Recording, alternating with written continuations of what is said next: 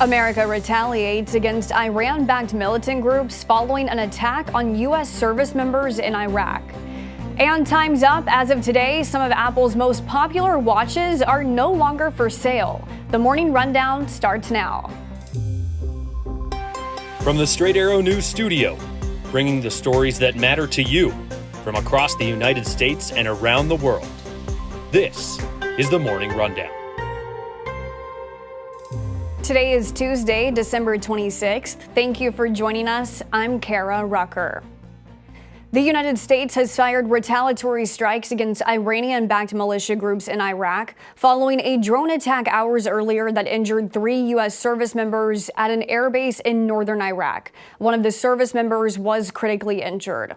President Joe Biden was alerted of the attack on the airbase and ordered the Pentagon and top security aides to prepare response options.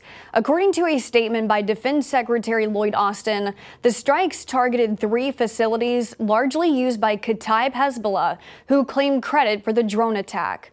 U.S. Central Command saying a number of Kataib Hezbollah militants were likely killed. U.S. troops in the Middle East have come under dozens of attacks since the war between Israel and Hamas began on October 7th.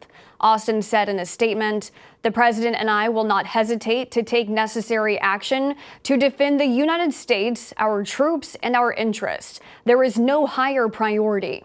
While we do not seek to escalate conflict in the region, we are committed and fully prepared to take further necessary measures to protect our people and our facilities." Egypt is proposing a plan to end the ongoing war between Israel and Hamas, with both sides not yet rejecting the idea. Israel's war cabinet met on Monday night to discuss the multi-step plan.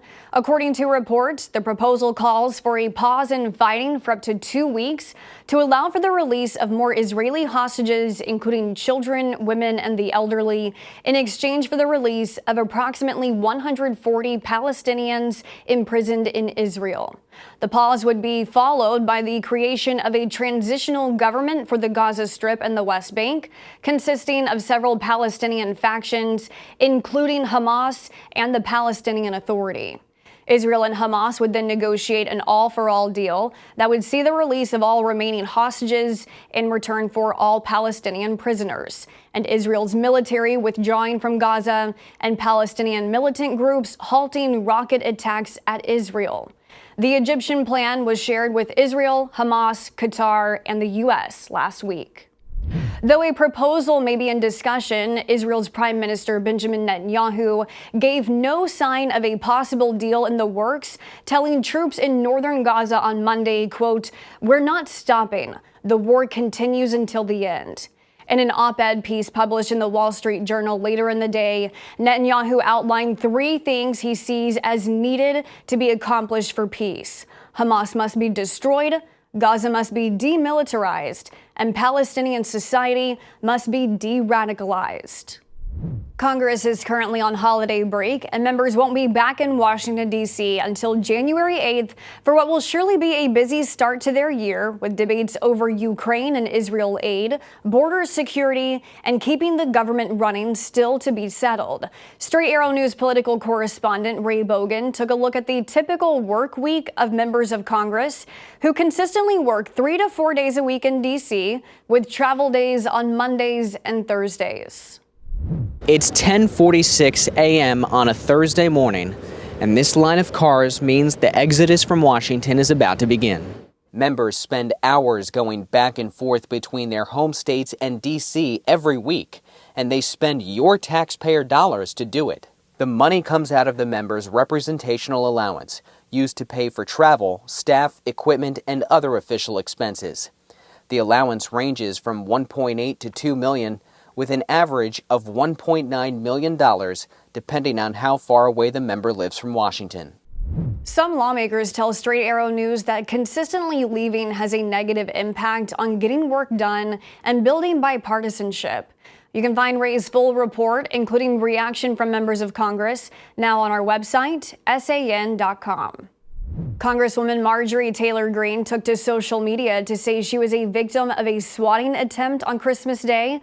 Authorities say a man from New York called the suicide prevention hotline, claiming he had shot his girlfriend and was going to kill himself at Greene's Georgia home. Police called Greene's private security team, who confirmed she was safe and that there was no emergency. Swatting is where callers report fake emergencies to draw a large armed police response to a home or a business. Greene, who has been the target of swatting attempts in the past, wrote on social media, quote, "I was just swatted. This is like the 8th time on Christmas with my family here. My local police are the greatest and shouldn't have to deal with this." Congressman Brandon Williams of New York says he was also a target of swatting on Christmas Day. Police are still investigating. A federal judge has ruled that another lawsuit brought against the social media platform X, formerly known as Twitter, will move forward and head to trial. In this case, Elon Musk's company is accused of not paying out more than $5 million in bonuses to staff after his takeover in October of 2022. A former employee sued on behalf of himself and nearly 2,000 employees, saying there was a verbal promise to employees they would receive a percentage of their bonuses if they stayed with the company, but never got them. X argued in court that an oral promise should not be binding and Texas law should apply to the case since that is where the employee lives. But the judge ruled against the social media giant, saying the case can move forward based on California law, as the company is based in San Francisco. Finally this morning, if you found the latest Apple Watch under your Christmas tree yesterday, you may have one of the last ones to be sold. As of today, the Apple Watch 9 and Apple Watch Ultra 2 are no longer available in Apple stores. Apple already had taken the watch models down from its online store last week. This is all because of the blood oxygen sensor technology found in the watches. In October, the U.S. International Trade Commission ruled that Apple violated patents by medical device company Masimo. The Biden administration had 60 days to overturn the ruling, with Christmas Day being the deadline, but did not take any action.